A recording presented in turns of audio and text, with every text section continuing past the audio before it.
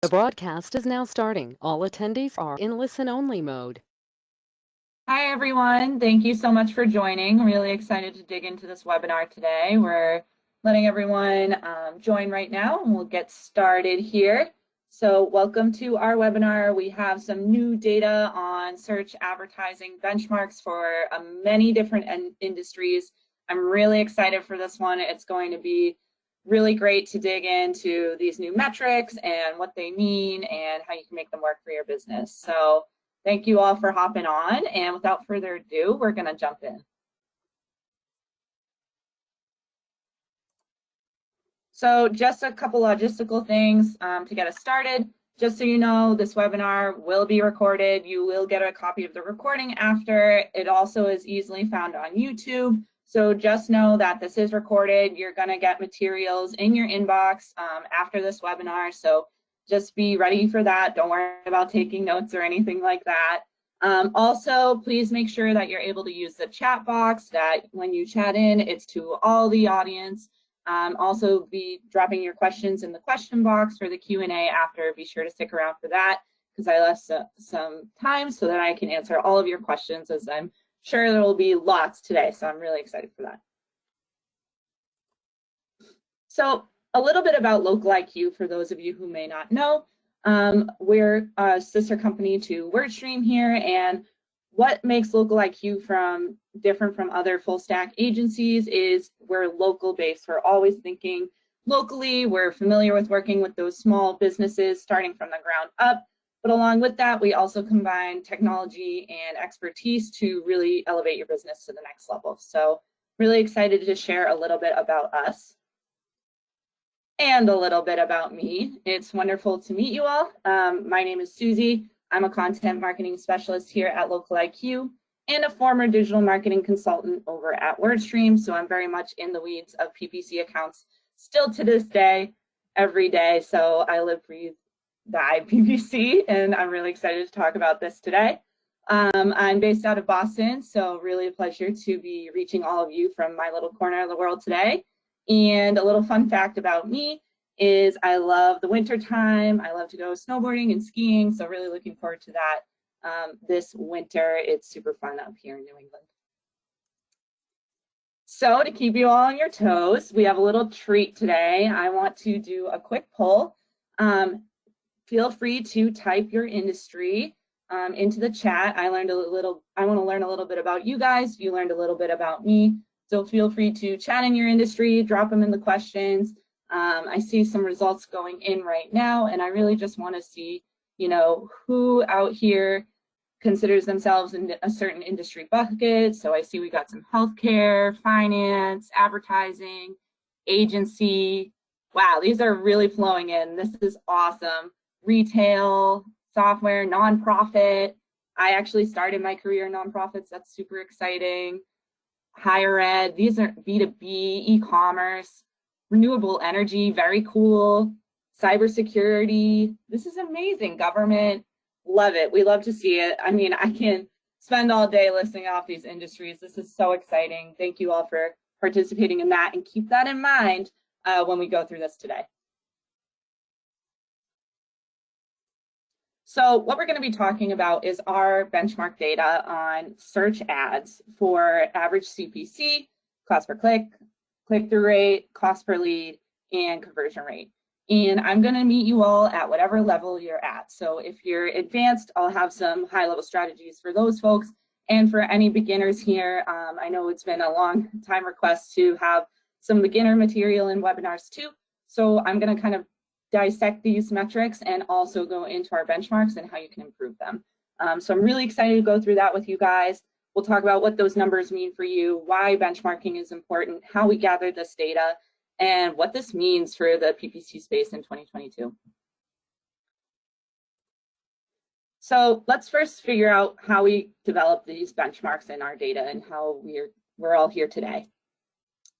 So what we did is we took almost 20,000 LocaliQ client campaigns based in North America. Now, be that as it may, LocaliQ also services countries all over the world, businesses all over the world. But we decided to do a little bit of a search ads case study on these types of campaigns to start. In order for them to be eligible, they had to be running search ads across all engines just to keep things fair and even. We collected this data over a really long period of time, May 1st, 2020 through June 25th, 2021. Went through it, packaged it up, and released this data just recently on our blog a couple months ago. In order for us to include an industry bucket, we had to have 69 unique active campaigns in that industry. And just so you know, any of the figures that we go through today are average median figures here to account for any outliers, low or high. And again, we will be looking at this in USD, but if you have a different currency, don't think this still doesn't apply to you. There is some other metrics that we'll be looking at that aren't dollar-based today, and I still think either way, some of the key takeaways are going to be really applicable. So I'm really excited to get in. So first, let's look at average cost per click. So of course, CPC stands for average cost per click. That's based off your keyword bids for search queries. So however much you're willing to give Google for a click. It can vary between campaigns and accounts. So don't be surprised if you have seen low or high CPCs all over the place across your account. It really just depends on the keywords that you're bidding on, the industry that you're in, how competitive it is, and your account's health as well. And I say that because for some of our folks here, you might be familiar with quality score within Google Ads and within PPC, and essentially how that pertains to search ad campaigns is your keywords are assigned a quality score and they impact your ad rank. So if your account is really healthy, has a good score, you're able to get away with bidding a little bit less, which in turn is going to result in a lower cost per click. And the reason being is that we need to remember that Google has a job it needs to do. And that job is to make money, right? Of course. And this goes for any ad platform, but I'm just going to use Google as an example today. Make money, but also it needs to make sure that it's serving relevant searches and relevant results to the searcher. So, it's willing to sacrifice a few, cents or dollars per click if your results are going to be really, really strong and a really good match to the query. So there is that balance of, bidding high enough so that you get your ad on the page, but also, being able to get away with bidding a little bit lower if you have really good account health. So we'll talk a little bit more about that, but just a little bit background on what this metric really means. So I'm going to stay on these slides for a minute or two because I know this is a lot to take in. And the first thing I will say before I dig into some of the highlights here is if you feel like you're not necessarily in one of these buckets, and this is something I saw a lot when working with my clients and going through industry benchmarks, is they would say, yeah, well, my business is a little bit more unique. I don't really fit into that industry. Totally get that. But what I would say to them is, you use benchmarks as a guideline. So pick the closest or the next best industry bucket that you can to your business and use it as a guideline, but also be keeping in mind your own account performance. So this is kind of like your North Star to understand, okay, where in general should I be landing? Am I completely out of range from this general industry? Then that's probably a red flag, even if your business is kind of unique. So that's something I do like to say because I know some folks have really unique needs here. But a couple of the highlights for these average costs per click. Now, again, these are all LocaliQ specific clients. So in my experience, when I was consulting in PPC with accounts outside of LocaliQ, probably a lot higher, and I'm sure you guys have seen that as well. But this just speaks to the efficiency of LocaliQ accounts here. So some of the highlights, of course, attorneys and legal fees and legal services are still pretty much the highest. That's not totally a surprise, I think, by anyone who manages accounts in that industry. And we'll talk about some ways that they also win in that. Another couple highs here, dental and dental services, home and in-home improvement. And that kind of isn't a surprise, right? Those are really competitive industries. Some of the lower highlights here, real estate is pretty low, arts and entertainment are very low, travel also fairly low, sports and recreation. And some of the averages, some folks kind of stuck in the middle here are anyone under business services, so B2B, software, things of that nature, health and fitness as well, industrial and commercial, as well. So construction, any sort of like, physicians and surgeons. So we're kind of seeing a lot of range across the board. But overall, these look very healthy. If you're way far off from this, again, don't worry. We're going to kind of talk about what you can do to lower your CPC today. So in part of this, we also bounced back to some experts in our community on what their thoughts were on our data. So we went to Mark Irvine. He was voted by PPC Hero as the most influential PPC expert from 2015 to 2019. He's an international speaker and a former word streamer just like me. And he had mentioned something that I definitely agree with, that if you're in an expensive industry, at the end of the day, those keywords are going to remain expensive, and we got to think about those workarounds. So setting those expectations to know that these keywords in these really popular competitive industries are going to remain to continue to be high, and those that are low will continue to be low, helps us prepare and set our goals, set our expectations and our budgets accordingly. So again, I'm going to jump through these metrics and then we'll kind of do a recap in the end. So to move on, let's go through click-through rate.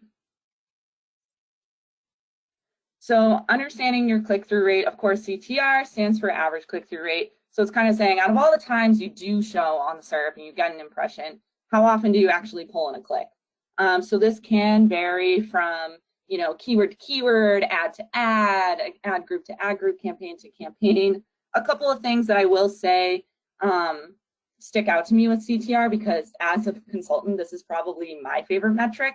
And the reason being is it's kind of like a good gauge of where your account is. It really tells you a lot about your account, but I feel like folks don't always prioritize it because it's not necessarily bottom line ROI related, but it can still tell you a lot. For example, if you're not pulling in that many clicks, if your click-through rate is low, then I know off the bat, perhaps something's up with my ad copy.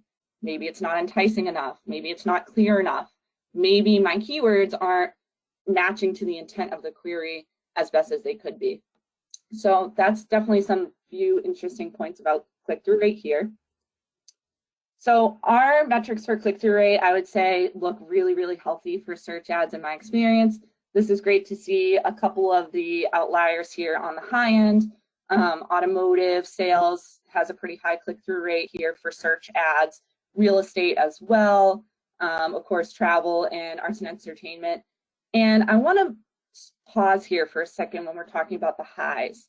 It kind of makes sense if you think about the intent behind the searches for, say, arts and entertainment. So somebody wants to go to a museum, wants to go to the movies. They're probably really, really sure that they want to do that. And that's when they're looking it up, and it's a pretty quick decision.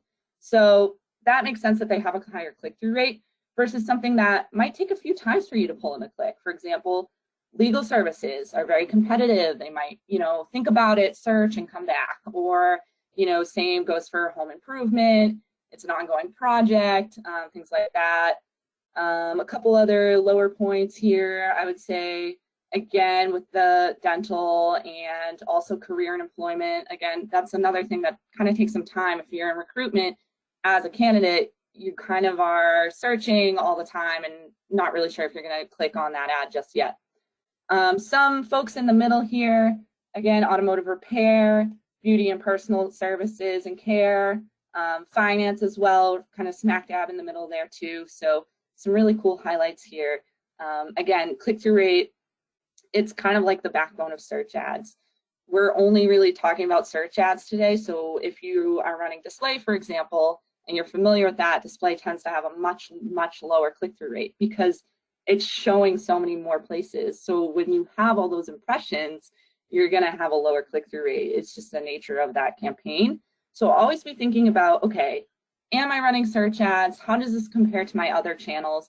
And it's totally okay and encouraged if you are running other channels, but just keep in mind that this is for search. So another expert that we talked to for these metrics was Amy Bishop. She's an international speaker and a resident writer for Search Engine Journal and Search Engine Land, which are two industry publications. And she advises to kind of the same thing that I had said of using cost per click and click-through rate as health metrics. you know, they're good to understand overall how your account is doing, and where you need to maybe pull the levers and maybe make some adjustments, but they shouldn't really be sacrificed for the bottom line. And I agree with that. And that's something I would tell my clients too, like, you know, if you're hitting the conversion goals you want, or whatever your goal might be, CPA or, you know, ROI or something like that, if you're hitting that, then, you know, not who cares, but it's kind of like you can put your low CTR or your high CPC on the back burner, you know, because at the end of the day, you're still using search ads for what you wanted to accomplish and achieve, and you're achieving that. So, you know, just keep that in mind. It's always good to improve, right? There's always room for improvement, but that's something I kind of found interesting with her quote here.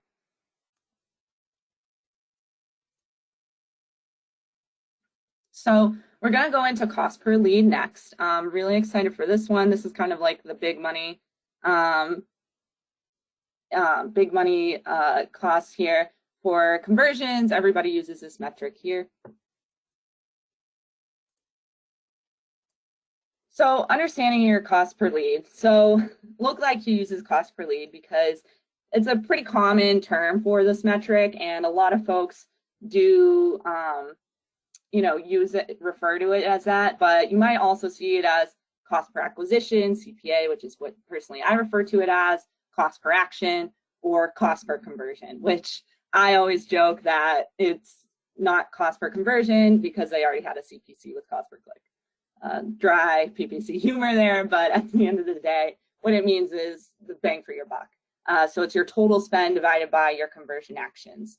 It's a really important go-to ROI metric that a lot of folks rely on. And it depends on a few things, you know, how often and how much you're willing to spend on your keywords and your bids. It also really depends on your tracking. And I think this is something that a lot of folks forget. You can track anything you want, really. Like, you could track page views, you could track video plays, you could track clicks around your site, you could track chat interactions. You know, I think sometimes folks that see high CPLs or see low CVRs are maybe only tracking one money-making action. And that might make sense for your business, totally fine, but that could impact how your numbers look in your PPC account. So like if you're tracking everything and anything on your site, yeah, you're probably going to have a low CPL because you have all those actions being counted towards your overall spend. So it kind of is up to you. Like, it really depends if you want to finesse your PPC data a little bit, or if you want to stick to solely those money-making actions, or if there's actions that might not necessarily equate to money right then and there, but could still be meaningful down the line. So another thing here, and just a heads up, folks, I did see a couple chats about this being cut off. It might be in your view, but I will just say that I cut this off if where at business services is, there's actually no more data underneath. So these are the only industries that we looked at. And a couple things that we're seeing on the cost per leads here. So again, we're kind of seeing some high trends here. Furniture in particular, I thought was interesting, where it's low in other areas. Finance as well. Back to that B2B with software, and again, attorneys and legal services. And this, again, kind of makes sense. Those industries kind of take a little bit of time to get folks to really convert. And they usually are tracking very specific actions here. But some of the low points too that I do like to see, shopping is definitely a little bit lower, whereas apparel and fashion a little bit higher. Sports and recreation is lower. Automotive repair services, animals and pets, so veterinary services, grooming services, things like that, were all on the lower end. And then some folks that landed in the middle, education and instruction, arts and entertainment, again, personal services, so wedding planners, event planners, cleaning services, things like that. So really a wide range here, but again, these are pretty healthy. And a few things that I do like to see here is that, you know, there's not huge differences across the board depending on like the industry buckets. So that's definitely great to see. So we also talked to Brett McHale. He founded his own marketing firm, and he's a contributor to the WordStream blog and also brother of the wonderful Chris McHale on our team. And we kind of asked him what his thoughts were on CPL. And he said that, it's important, but kind of similar to what I had said with some of those other metrics, it really comes down to how well you can convert those leads. So you can pull in as many form fills and calls as you want, but if you can't nurture them into, full-on clients, then, that's something that you probably would want to work on more than your actual CPL. And again, Local IQ has been helping their folks with that, where they have, a healthy CPL and are helping them nurture leads, which is great. Again, if your CPLs are high, but you're still hitting your bottom line goal, then, it's still like fine, you're cruising with that account, and still, again, contributing to your bottom line, which is great. And last metric that I will talk about here is conversion rates. So CVR, of course, stands for conversion rate. So it's essentially all your clicks, however many clicks you pull in, how many of those clicks actually convert. So it's your total clicks divided by conversions. And it depends on, a few things. Your ad copy. Are you making it clear that you have a call to action in your ad and you're clear on what you want people to do once they get to your landing page? Does that match the intent of what the searcher wants to complete when they search for you? Your landing page. So how well does your landing page load? Is it loading quickly for them? Is it easy to navigate? Is the action that you want them to complete clear? Things like that. And then again, those chosen tracking methods. So you can have a really high conversion rate if you're tracking a lot more actions than just one, or vice versa. Or you might have one action that's really easy and quick to do, and then other actions that aren't. So this can all impact your conversion rate. So again, some of the metrics that we see here.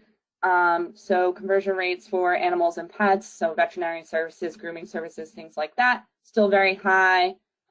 Physicians and surgeons also has a very high conversion rate. Dentists and dental services, legal services, automotive repair, those are all on the higher end. And something I wanted to highlight with that is these are also the same industries that we also saw some higher CPCs on or some lower click-through rates on. But it's funny when you see that their conversion rates are actually a little bit higher because they might be tracking maybe, calls, or they might have a really high quality landing page, because by the time that those viewers do move down the funnel and hit their landing page, they're pretty much ready to convert, which is really cool. And that can almost offset some of those higher metrics. Like, for example, a legal keyword, which in my experience, one of the most expensive keywords that I've seen have been in legal, up to $150 per click, which Local IQ's data, doesn't necessarily reflect that, which again shows how well these are being managed, that they can get away with those lower CPCs. But again, you might bring in, you have that one click, let's say it's maybe like $50, which is still high for most industries, and that one click converts. Depending on your industry, that one client could end up bringing you in, a couple $1,000s, which is pretty good return. So it really does depend on your industry, which is why I want to do all to keep your industries in mind here. And also, again, keep in mind that it's a balancing act between, all right, I have a high CPC, but I'm still converting pretty good, or, vice versa. Some of the lower end here, which is, also interesting to see, is, real estate has a little bit of a lower conversion rate. Furniture, again, here. B2B software is about right in the middle. I would say travel is about right in the middle. So there's a few different ways you can look at it here. Some of the lower end, apparel and fashion and jewelry. And that's what's interesting, like, for example, with shopping, and I know we have a few shopping and e-commerce folks here today, you might not be too worried about your conversion rate because, you're tracking all these different ways to purchase, right? You have a lot of purchases probably coming in. But if I go and buy socks versus I go buy shirts, pants, and a jacket, the value of both of those conversions are very different. And I'm happy to answer any questions on that as well, like, return on ad spend and things like that, which kind of dig a little bit more into the revenue behind each conversion. But that's something to keep in mind too. So it really is, unique to each business, and I'm excited to talk about that today. But I thought this was interesting. So we also talked to Francine Rodriguez. She's also voted one of the top PPC experts from PPC Hero. She is also an international speaker, and more fondly, I will admit, she was my former manager. So I learned a lot from her, and she had a lot of good advice when it comes down to CBR and just overall the big picture here. So she said to set realistic and attainable goals, and I can't drive that point home any further than she already has, where it really is important to know what works for your business, what's realistic, how search can help in other ways. If you're a newer account kind of doing this on your own, you might not be hitting those industry benchmarks that we just saw, and that's okay. Just knowing that it's going to take time. One thing that I always joke about is that the hardest thing about PPC is patience. And I still struggle with it today, that patience, man. Like, for example, I was just putting up a display campaign, and it's only been up like maybe a month, and I'm still, where me and the client are talking about maybe pausing it, and I'm like, oh, we got to hold on, we got to give it that time. And that's true for search ads, that's true for shopping ads, really anything. So, again, just set your expectations and goals right, make sure you have time and are willing to invest in it. And, again, at the end of the day, you got to be focusing on how you can get those clicks to actually convert. So like she said here, you can have the best CPC and the CTR in the world, but if they don't convert from your landing page, then, it's not that it still isn't helping other efforts, and we'll talk about that, but that's just something to keep in mind. And I think this is really realistic and real advice. So that was great. And why these metrics matter. So I know these are just 4 metrics, and you might be saying, well, Susie, I just saw your blog post on WordStream from a couple weeks ago, and there was, dozens and dozens of PPC metrics that you can look at. Why would I look at these 4? Well, regardless of your industry, we'll kind of talk about why these metrics can matter and how they can help you.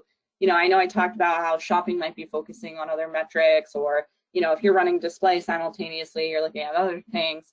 We'll talk about, regardless of your campaign, but most importantly for search, why these metrics matter and what you can do to lower them. So I'll stay on this slide for a few minutes here, but essentially the point of these metrics is they help you look at your search campaigns holistically.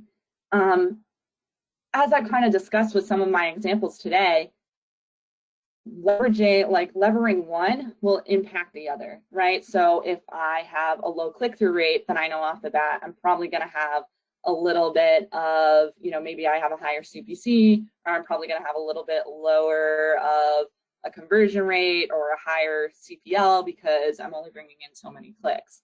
So the one thing I would say is your budget does impact any of these metrics here, and that's why I have it kind of in the middle as like something to always keep in the back of your mind. And that doesn't mean that you have to keep slapping more budget onto campaigns. I know, working with a lot of small business clients and small accounts, that's not always feasible, that's not always realistic. And I think a good consultant, something that we actively try to do at Local IQ, is to get you the lowest cost possible. And I think a good consultant, and what I always try to do, is only suggest a budget raise if it's absolutely necessary or fitting for the client, right? So don't feel like just because you have a tiny budget, you won't see great results. I don't want to discourage anyone from that. I've definitely seen it. It's definitely possible. And I think that's something, funny to keep in mind, because, like, for example, you just need to set your expectations accordingly with your budget. And it's funny because when we're in Google Ads, even recently, if anyone's directly working in the platform, you might see those, recommendations to raise your budget. But again, that's not always feasible. So how can you make it work? But At the same time, you need to keep it in the back of your mind. Like, for example, let's say your average cost per click is $10 and you have a $10 daily budget, fine, but you're gonna get that one click per day, and just set your expectations for that one click, and that one click better convert. And it's okay to have that low of a budget with that high of a CPC. It's okay to make those things work, but you just need to set your goals accordingly. And just because, you know, maybe you don't bring in a click that day, or that click doesn't convert, doesn't mean it doesn't help your bottom line. Still getting that awareness, it's still, you know, maybe boosting those other campaigns or other channels that you're working. So something to keep in mind. So with each of these, if you have a high cost per click, I would say definitely look at your keywords and bids. So how you're bidding and how much you're willing to offer the platforms impacts how much you're going to get per click. You know, the platforms will take what they can get, but at the same time, you need to stay competitive. So let's say I lower my bids because I want a cheaper cost per click. Well, then that might impact how I'm ranking, right? Because there's those three factors that play into quality score. Your max CPC bid multiplied by your landing page experience, your ad relevancy, so the quality of your ad copy, and oh gosh, why am I spacing on this? It's ad relevancy, landing page experience, and yeah, your max CPC bid. So, and your average click-through rate. So again, so this is a great example. So if you have a low bid, and because you want to save and you want to try and finesse a lower cost per click, then you're probably going to rank a little bit lower on the page, which means you might be less likely to pull on a click, which will overall lower your click-through rate, which will impact your quality score. So you just want to be careful. It is that tough balance there, and that's what we're here to help with. Also be looking at your ad copy, which again, like I said, directly plays into your quality score. And also think about other networks and channels. So one thing that a lot of our clients do with their search campaigns is they're running search ads holistically across Microsoft ads, across Google Search Network partners. Like those might have cheaper cost per clicks on those platforms, or are willing to take a cheaper bid than some other platforms. So just running that holistically as well. Let's say if you have a low click-through rate, again, you want to be looking at your keywords and bids, and not just because of that ranking factor like I just talked about, but also you want to make sure that your keywords are relevant to what people are looking for. Really think about the intent, right? So like if I am, you know, in a certain industry, and let's say I'm a lawyer and I just use lawyer as a keyword, that's a good keyword, but it's probably pretty expensive. It's probably pretty competitive, so it'll be hard for me to rank, and it's kind of vague. It doesn't really say, all right, I need, you know, a divorce attorney, you know, near me or in Boston, Massachusetts, or something like that. So those longer tailed keywords might be a better intent match and help you pull in more clicks. Again, you want to make sure your ad copy is enticing, and a way to check your intent match is to look at your search queries or your search terms report in Google Ads and see what people are typing in when they see your ads. Conversion rate, again, I would say definitely for conversion rate and for cost per lead, be looking at your landing page, you know, making sure that your offer is clear, your offer is easy to do and easy to complete is definitely important. Also, for both of those, you're going to look at your targeting. So again, you could have really, really strong metrics, but if it's hitting the wrong audience, they're going to get to your page and not want to convert because they're not the right person. So be thinking about, you know, maybe what audiences you're layering on if you're doing that, which isn't as common, or your location targeting. Maybe you're hitting them at the wrong time of day. There's a lot of things you can do with that as well. And then, of course, with cost per lead, you know, check out what your competitor's doing. Are they outranking me? Are they using different terminology in their ads? You know, that can also impact how you perform and how you convert in comparison to them as well. And then, of course, that targeting and those keywords. So keywords are important, and I wanted to include them on these, but again, it's not just one component. Think of your ad account as a team, and all of these different things are working together. Your keywords, your bidding strategy, your ads, your targeting. So just to keep that in mind, it's just helpful to look at these 4 metrics and know that, okay, I need to take a step back and look at my account holistically. So some final thoughts. We'll finish up in a few, and then we'll have plenty of time for Q&A because I'm seeing questions flowing in, so keep those coming, which is great. But I do want some key takeaways from this. So I hope that I gave you guys at least a few tips of where to look when you need to improve these metrics. But let's also talk about overall, what do these benchmarks mean for me? And what do these benchmarks tell us about what 22 might look like for the PPC space? So just know that you want to use these metrics as helpful guidelines, like that example I gave in the beginning of, okay, this industry might not fit me, or this metric doesn't really do so well for me. That's okay. Know what works for your business, and it might not always be what you think. You know, again, I think I've said, like, a lot of folks focus in on cost per lead or conversion rate, you know, something that relates clearly to ROI, but there might be other things that really show that they're doing well. Maybe they're pulling in a ton of clicks. Maybe their goal is brand awareness and they're getting lots of impressions, you know, and that's totally okay. Also, again, set those realistic goals. Always thinking about, all right, what can my search ads do to help me? What can they do to help my bottom line? Maybe they don't convert right away. Maybe they don't hit those benchmark metrics that we looked at today. But again, maybe they're helping with that brand awareness. Maybe they're helping another search ad do better, or, you know, helping you understand what you can do in 2022 to do better. So that's definitely helpful too. Also, just know that benchmarking is a tool. Like I said to my clients, and what I would say to you all is, it's a tool and you use it as a guideline, but you also want to keep track of your own account. So figure out a method that works for you to keep up with industry benchmarks. So whether that be, you know, regularly attending webinars like this, following podcasts, following, you know, blog posts, things like that. Stay on top of your industry and keep a pulse on that.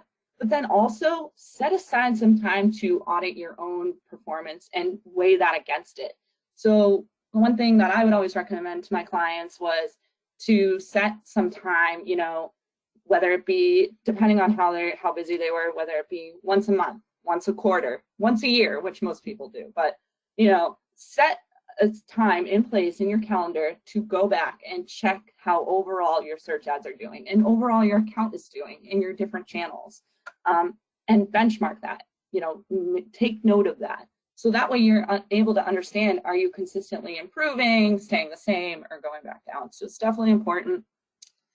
And if there's one thing that I want everyone to take away from today that's super, super important, I can't stress this enough, and I say this almost every webinar I do, but always, always, always have a backup plan. When one metric doesn't do good, have another metric in your back pocket that's doing better. You know, again, like when one metric might not be doing so well, another one's already thriving. So know what works for your business and make sure, you know, yeah, I'm running search ads, but I'm also running display ads, or I'm also on social, or, you know, all those different channels to make your business elevated and thrive overall. So again, like running on one platform versus another, things like that. That way you're kind of covering your own butt, because if you're not doing so well on one, you know that you're still running on another. Or if one goes awry, always have a backup plan. Always be thinking about those workarounds. You know, if one search campaign or search ad doesn't do well, you can always work around and do another instead. So I hope that that was a little helpful. I know I flew through that really fast, but, you know, I wanted to make sure we had time for questions because I know there will be a lot. But before we jump in, we are going to run a quick poll, and we're going to put that poll live right about now. And we just want to know if you guys felt like this was helpful and you think you need some help to know how your search marketing is doing, or want a quick assessment to see how you stack up. Definitely feel free to hit yes on that poll and, you know, get some more information. But if you have a good handle on things already, that's the other option there. Feel free to fill out that poll. I'll give you all a minute to do so, and we'll keep that poll open through the Q&A. And without further ado, I will go ahead and jump into the Q&A. So let's see. Let's see here. Be sure to be dropping in your questions in the Q&A once you fill out that poll there. And I will pick a few out. let's see. These are awesome questions. Keep them coming in. This is great. Okay, first question, is this benchmark data collected within Canada and USA? Great question, and yes, it is. It's North American account, so you can be looking at US, Canada, Mexico, North America. So that's where the data came from, but just know that Local IQ doesn't just help with those accounts. We help accounts across the world in all different areas, but great question there.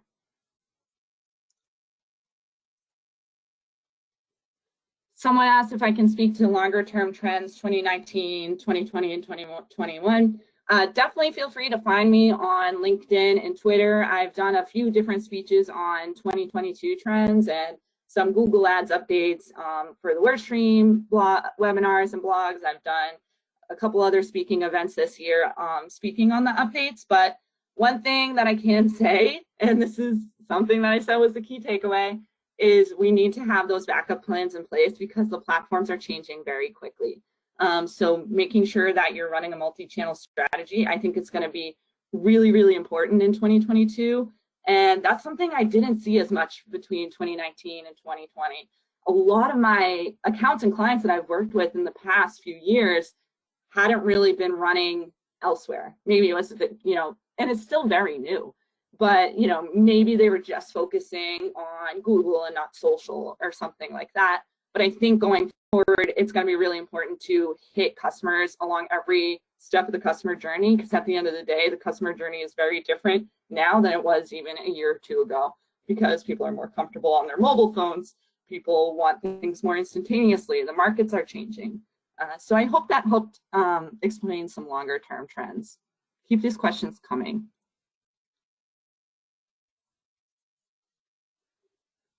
Okay, great question here too. What are the best tools to find keywords when working with a new industry? Great question. We actually just released a blog post on free keyword tools on the WordStream blog just yesterday, so keep your eyes peeled for that. But a couple tips on some keyword tools to use. Google Keyword Planner honestly isn't all that bad in my opinion. I know a lot of people talk smack about it, but I think it is a helpful starting point. I think that their results are honestly pretty relevant. WordStream also does have a free keyword tool, and then a couple other keyword tools out there that I see a lot of people using, maybe Ahrefs, SEMrush, Moz, the big ones out there are pretty common.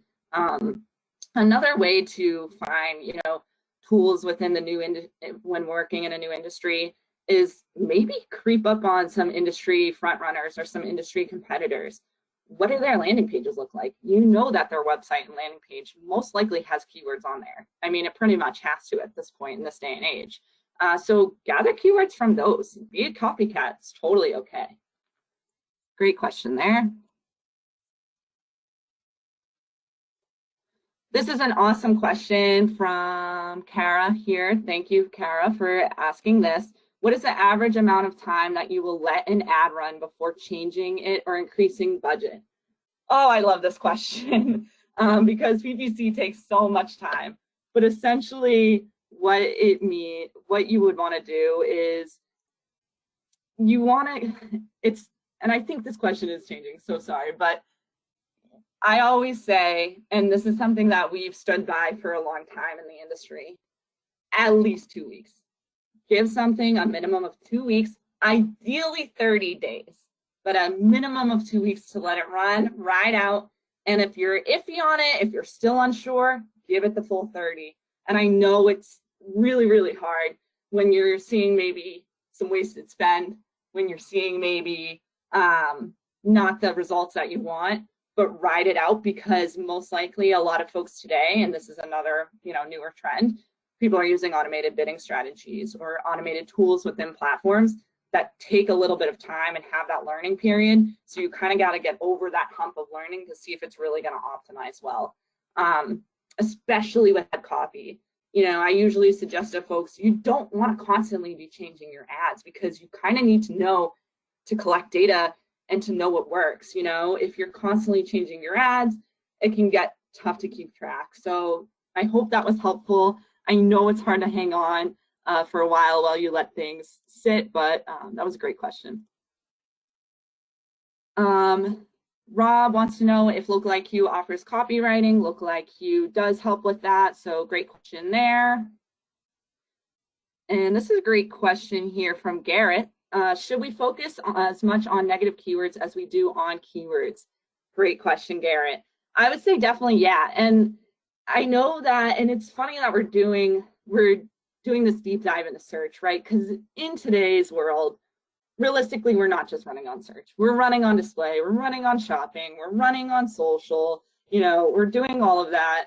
But search is still really important and a huge bulk of what I still work on with folks. And I would say that, yeah, I dig into negatives pretty frequently, especially with the updates from the search terms report and Google Ads, where you can see a little bit more than we previously could. Now, it's not, the best update in the world, but it is really, really helpful. So definitely be leveraging those negatives. It can totally change the game of your ads, right?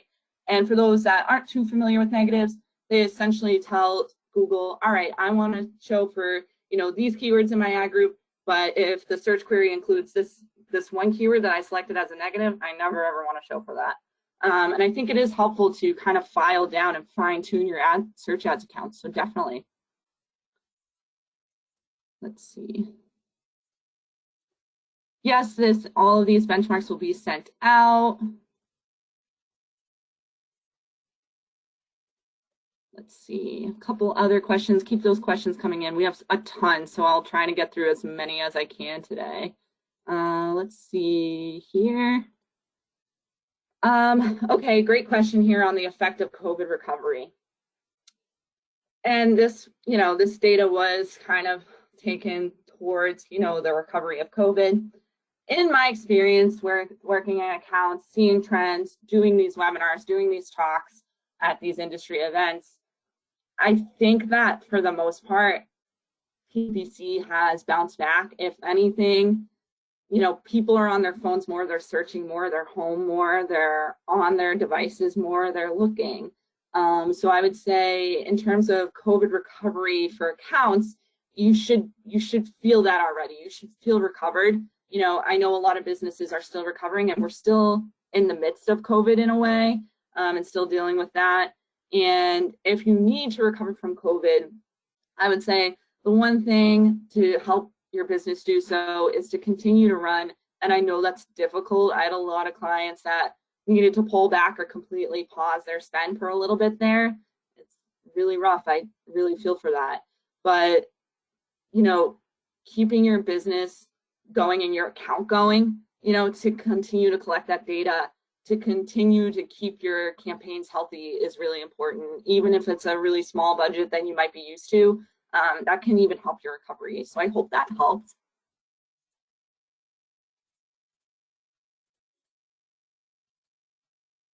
Okay, great question from Andrea.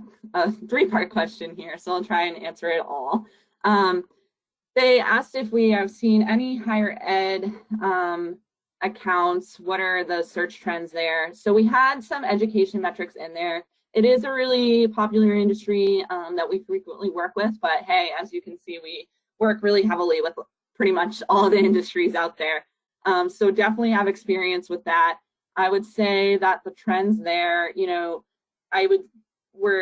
it's very seasonal in a way. And with that, plus COVID has definitely changed the way we look at higher ed accounts. But again, just being nimble, having that backup plan has definitely helped those accounts thrive. They also want my thoughts on the most effective way and the most efficient ad extension. So this is a great question for search ads. As you all may know, search ads have the ability to apply ad extensions to them. Ad extensions are like pretty much add-ons that get tacked onto your ad dynamically or automatically by Google or whatever platform you're using on the SERP. So it might be like an extra link underneath. It might be a little snippet of a list of services, or a call, a form fill, call to action, or an image or something like that. Overall, extensions are great, in my opinion. I use them pretty much all the time with folks. I know a lot of our accounts out in Local IQ definitely do. The most efficient one, kind of a loaded question because it really can depend on the account, but it's not always what you think. Like, for example, I worked with a home services account that did great with image extensions, and they were a roofer and they used images of roofs, and you wouldn't think that that would do super well on a SERP, but it did. So I would say image extensions, any of those newer ones are really, really great. Site links at the end of the day are the ride or die extensions as well. So those are great. Structured snippets also work, well for certain industries. So those are some highlights. I hope that was helpful. Thank you for the question, Andrea. Okay, so we have a couple more minutes to do a few more.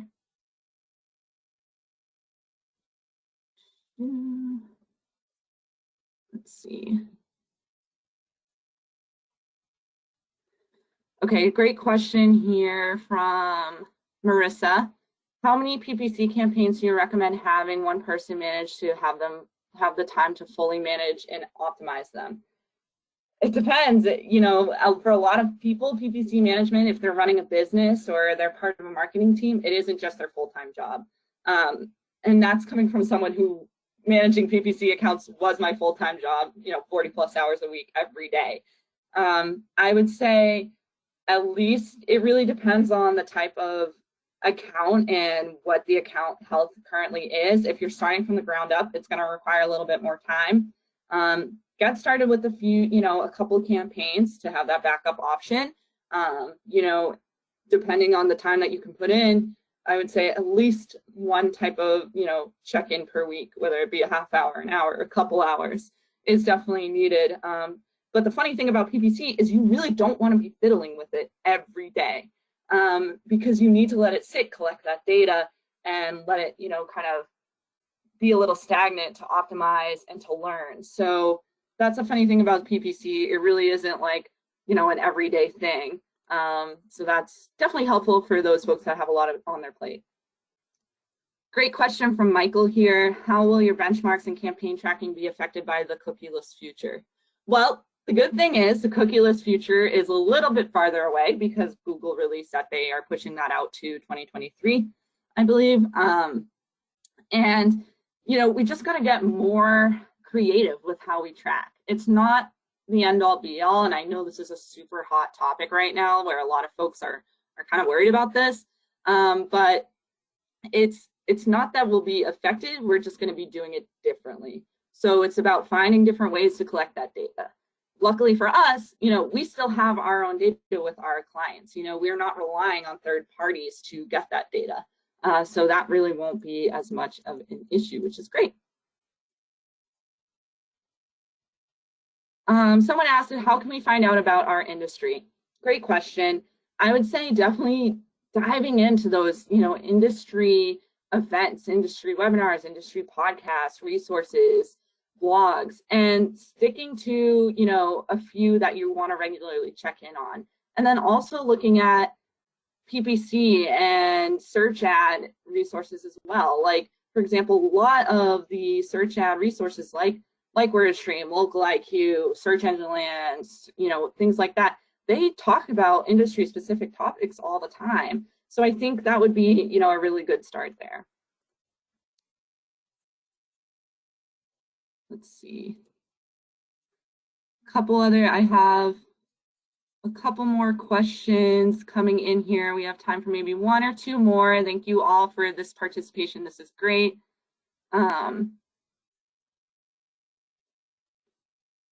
Let's see.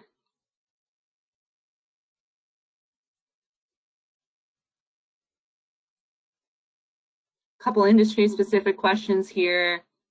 Let's see here. One more. And then, let's see. Okay, another question from Maria here. Should I match the minimum bid to show up on the first page on Google Keyword Planner? Google suggesting that I suggest the bids. This is a great question and something we talked about a lot today. And something a lot of folks still ask about. So let's say you're using the Google Keyword Planner, or you already have keywords running and you have, a pretty conservative bid set up. And maybe you're getting that flag in the status column of like, below first page bid, or you're in the Google Keyword Planner and you see, you know, the low range of a first page bid is like way higher than what you already have. I always tell folks, set your expectations to have to pay more than what Google might initially suggest in the Keyword Planner, because, you know, you don't know about your own account's health yet, or how your versus, you know, the average is across the industry. I would say it's probably healthy to meet the minimum. And what I would tell folks is, don't just rely on the cheapest keyword or the most expensive keyword immediately gets ruled out. Let's say you do have a really high cost keyword. What you can do is run with that high cost keyword. Let's say that's your best converting keyword in the ad group. Great, that one keyword will be the one that we bet on and one we put all our spend towards. And the other keywords that might not convert as well just get less attention and lower bids. So I would say you do kind of have to balance out your bids there. And yeah, the first page bid is definitely helpful. So it's just about that balancing act. All right, thank you all so much today. I wish I could get through all your questions. As you can obviously tell, I live and breathe PPC and would love to talk about this all day. Like I said, feel free to reach out to us if you have questions. You will get the recording and materials afterwards and the full sheets. You can also find it on the Local IQ blog, our search ads and advertising benchmarks article. And then also feel free to reach out to me on LinkedIn and Twitter. I'm always happy to answer people's questions, and make sure you fill out that poll before you drop off if you have more specific questions and want to talk to other marketing experts within the Local IQ org. We're all happy to be here and help. Thank you all so much for the time, and have a wonderful day.